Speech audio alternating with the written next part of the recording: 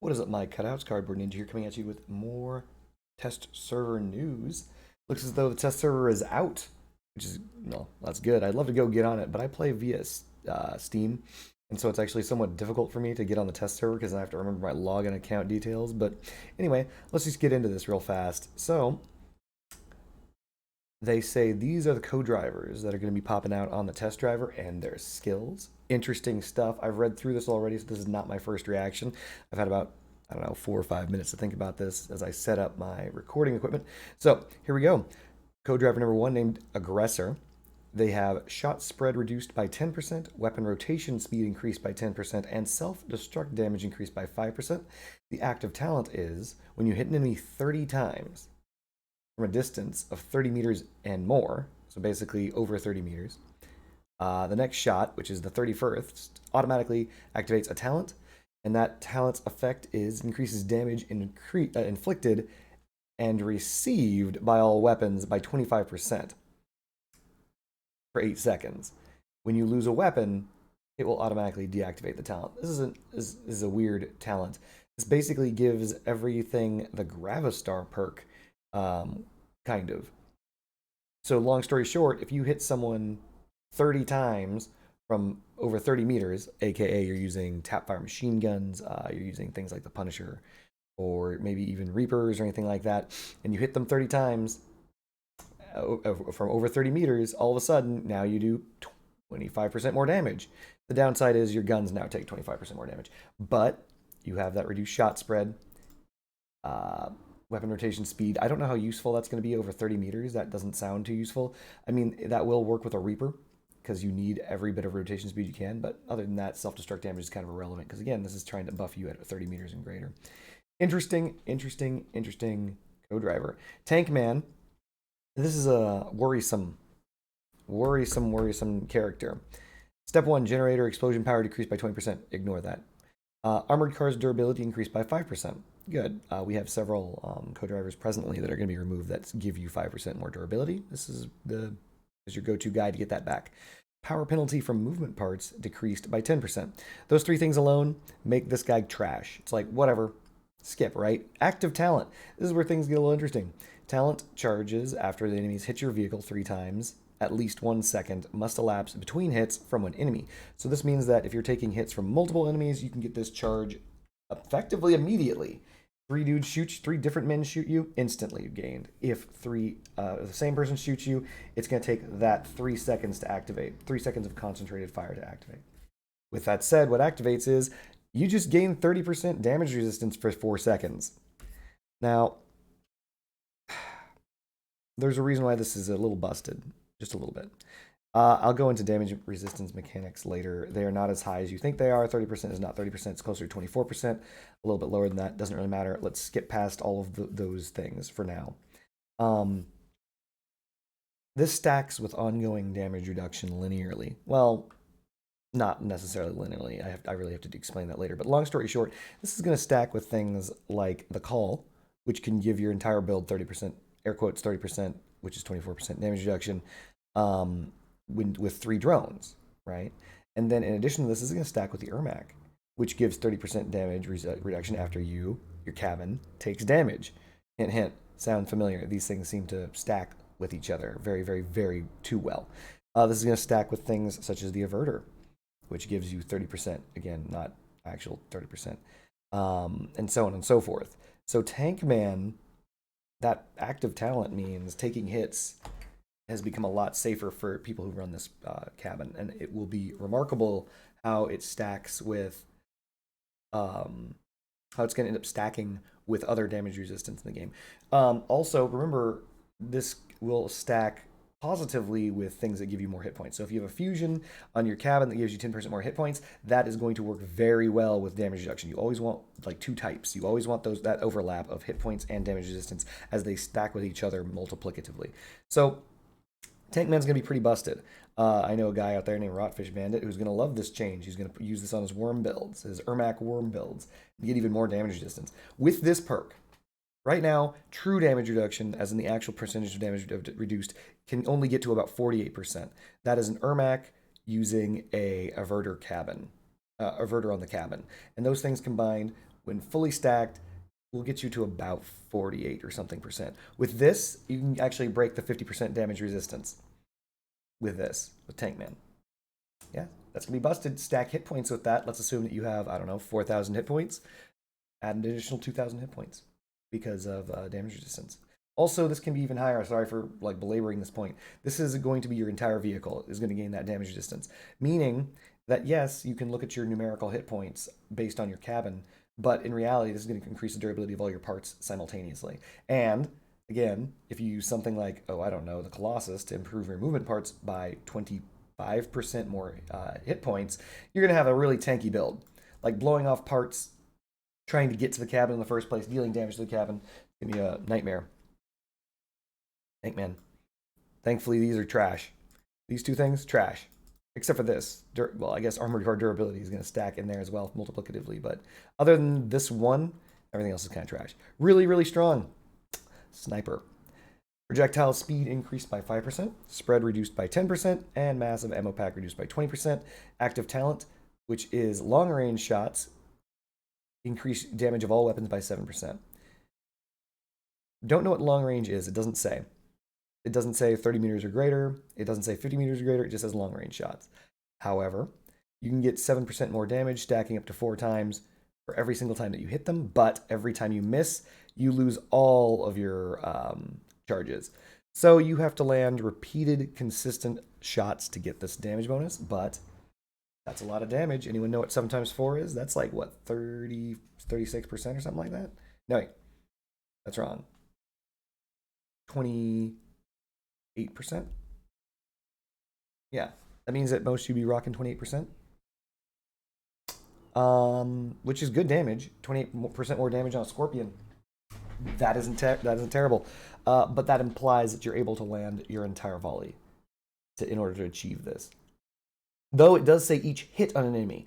So assuming that you're using 2 Scorpions, you fire and you hit, that means that you're going to increase your damage by 14% in the first salvo, and then another 14 on the next salvo.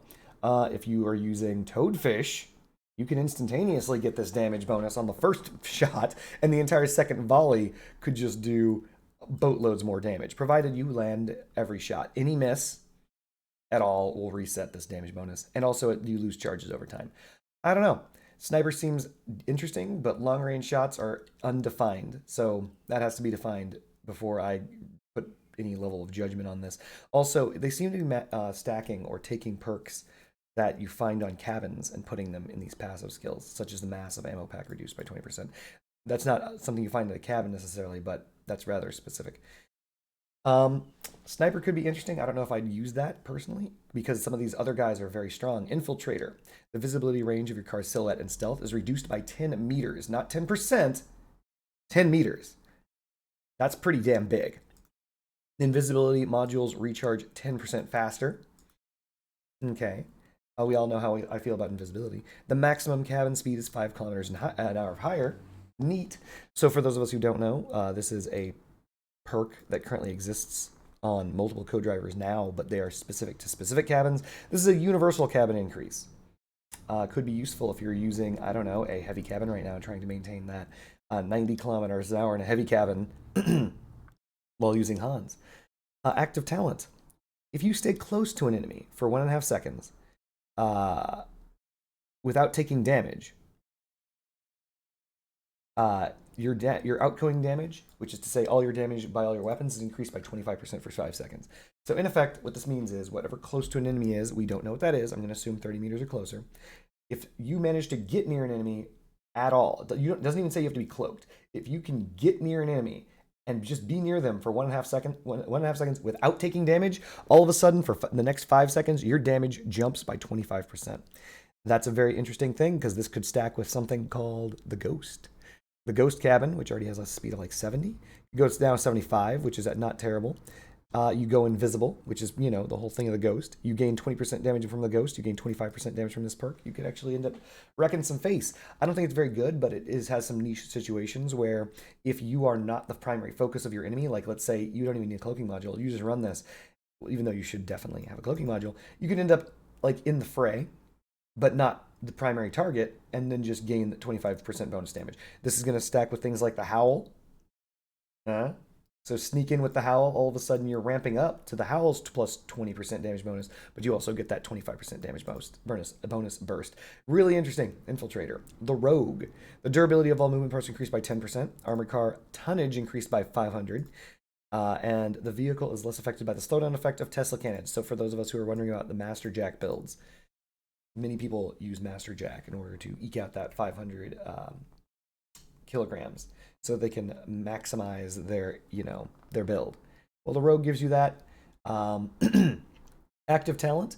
You must stay behind your enemy if there's several opponents, and the talent shards faster. So that means that if there are multiple people facing the wrong direction, you just get more damage.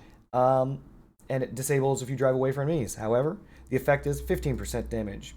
It's less than the 25% that you would get from the Infiltrator, but the Rogue doesn't say that you need to have a cloaking device in order to achieve, or it is not buffing this in any way, shape, or form. You can take damage. You basically just need to get behind your opponent, and then that's just 15% damage bonus at close range. Interesting. Another interesting one. The Rogue and the Infiltrator definitely compete with each other based on their perks. Definitely. The slowdown effect of Tesla cannon protection is also very interesting. This means you might actually be able to escape a Tesla cannon with that. Though, it doesn't mean that you're not receiving that power decrease, but it's reduced. I don't know how I feel about the Rogue, honestly. I might use it with several shotgun builds. Honestly, I'd be between the Infiltrator and the Rogue for that one. The Ravager.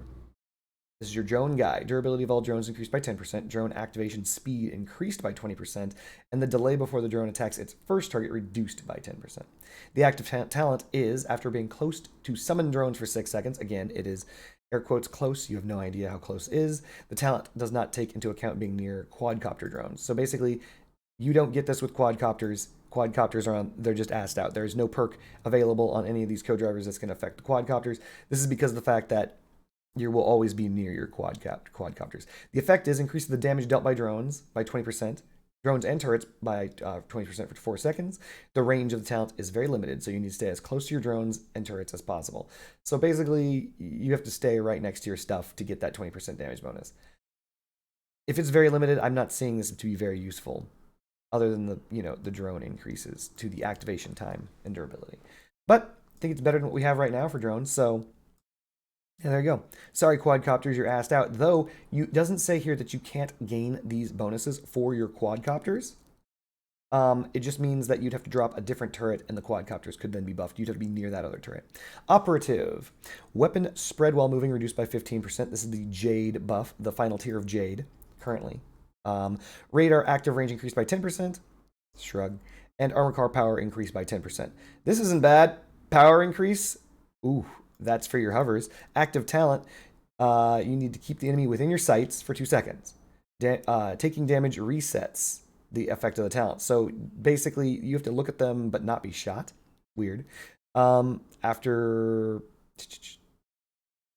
The effect is highlights the explosive modules on the enemy's armored vehicle and increases damage to it, assuming the entire the vehicle itself, by 15%. So effectively, you stare at someone long enough, however long that is, 2 seconds, without being hit. And then after staring at them for 2 seconds without being hit, they will take 15% more damage, and you can see their explosives. Not terrible. I mean, you've got yourself a buff with the Scorpion. You can actually finally identify where their explosives are. The only issue here being you can't take damage. So the exact hard counter to this is them just shooting you. And it deactivates your perk. I think that's fair. Let's face it, that's fair because let's face it, if you're looking for their high explosive modules, if you're probably using Scorpions, so you can do this while cloaked. Obviously, you can cloak, observe them for 2 seconds, see where their high explosives are, fire. The problem is, like, Crossout's a fast game. People typically are moving, and so because they are moving, it's going to be very difficult to make use of this perk. So it's going to be weaker than you think it is, so that's all right. The weapon spread while moving reduction is really good for hovers because you're always moving. You can't actually be stationary. It's very, very difficult. As in, it's nigh impossible. After you start moving at the very beginning of the game, if you're on hovers, you are 99.9% always moving. So this is just 15% more accuracy for hovers. Very useful. It's the reason why it's Jade's final perk presently. Yeah. And this power increase means more nimble hovers. So, in general, these are good buffs with a terrible active. Chemist. This is your fire puddle guy. Radius of fire puddles increased by 5%. Thumbs up. I think this mimics Bulldog. Maybe. No, mimics Misty. Weapon ammo increased by 15%. This is what I was talking about right here, where I said that some of the perks from cabins are finding their way onto these co-drivers. This is from the Harpy. Fire rate of rocket launchers that fire multiple rockets in one salvo increased by 10%. Hey, a long-awaited buff for the super nerfed.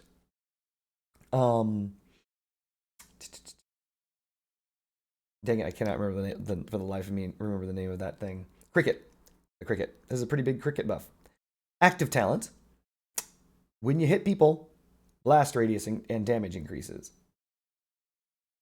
Okay, so I know that I just said that blatantly. Long story short, talent charges when you deal fire or blast damage to multiple enemies at the same time, or when at least 2 rockets from the same salvo hit the same enemy. So what this means is this is not going to trigger on flamethrowers.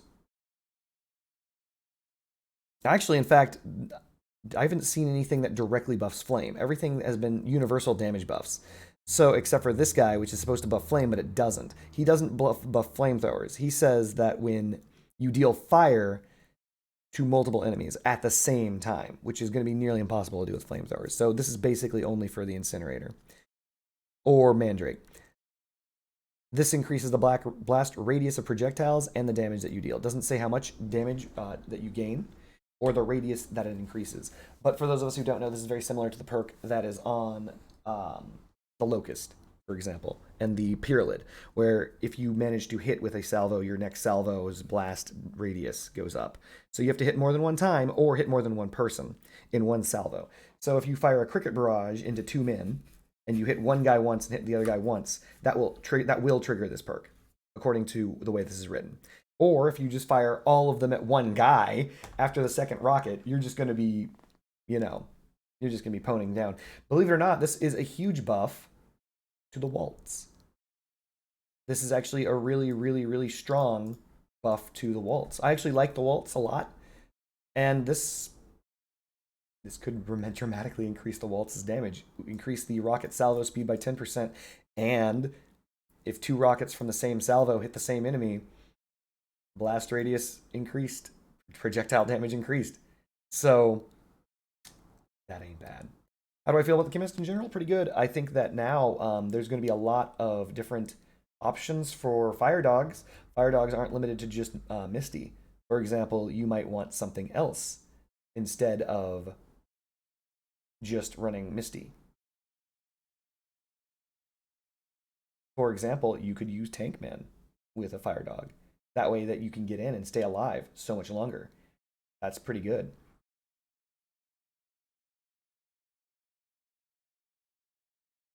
Actually, almost everyone might default to Tankman. Rogue, not Ravager, but Rogue and Infiltrator could both be really good for fire dogs now.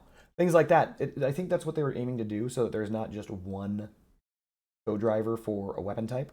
So now you can actually pick and choose. These are actually interesting decisions. You could be a tanky hover. You could literally run Tankman hover. Oh god, that could be really annoying. But anyway, continuing on from the co-driver system, they're mentioning that co-drivers will only be accessible after you reach engineer level 30.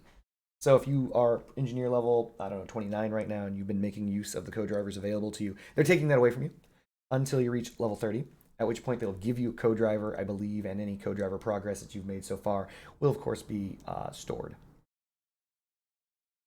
That's what they're saying here.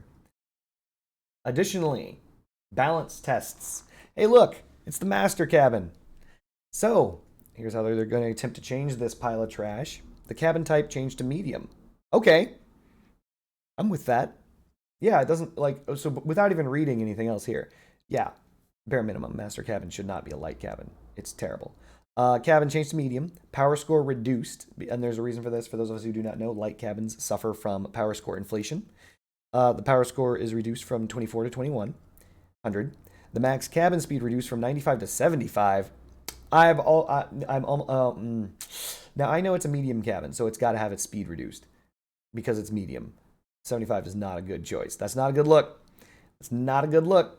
Tonnage increased from 5,000 to 5,300. Weight limit increased from 10,000 to 14,100. That's a positive change. Obviously, it's a positive change. But the reason why I mean a positive change is it enough? That's an additional 4,000 kilograms of mass. So I have a video, many of you may have seen it, where I bitch about this cabin for 20-something minutes. And I mentioned that the weapons that you would want to mount on the master cabin, you can't mount because the thing is too light. You don't have access to the mass. You don't have it. This fixes that. This is a positive affirmative change towards that, where you now have more mass so that you can actually have a chance of mounting these heavier weapons. The mass itself of the cabin is increased from 750 to 1,150. So the difference is 400. So the difference is the effective maximum mass is actually going to be somewhere in the neighborhood of 1,307. I'm sorry, 13,700 kilograms of free mass on this object because of the difference between 1150 and whatever. Anyway, it doesn't matter. Now the cabin heats up to 50% instead of 100%. So what this means is the master cabin has the issue of presently when you heat your cabin, it heats you all the way up to plus 200% damage. It's the equivalent of being struck in the face with a trombone on your cabin. This obviously dramatically increases the damage that you take. They're saying, all right, sorry about that. Whoops. We're going to make it 50% instead of 100%. So instead of a full trombone, it's like half a bone to the face. Fine. That's not going to change much, if anything. That's kind of irrelevant. The heating of the cabin didn't matter. The second change, however, is, so what people don't know, and this I saw this being messed up on Mr. G's video. I saw this being messed up on everyone's video. Presently in-game, as you charge the master cabin reaches full charge at 50%. So if you watch the bar charge up as you activate the perk, when it reaches halfway, it's reached the maximum amount. It means that you now need to actively press the button again to trigger the healing effect on your weapons right now. Unfortunately, many people didn't know this, and so they just let the charge keep going all the way around until it automatically triggered at double the time that it took to actually charge the perk.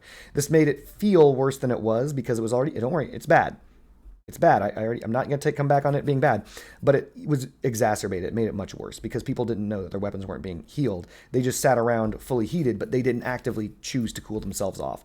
So, second half of this, now the automatic activation of part restoration occurs immediately after the cabin heats up to maximum possible level, which was at the 50% mark presently.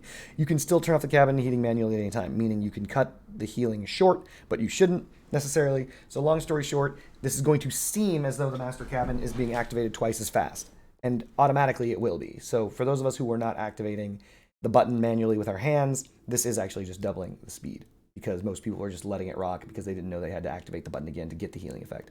Because what was ended up happening was people were sitting around overheated for double the duration without repairing their guns.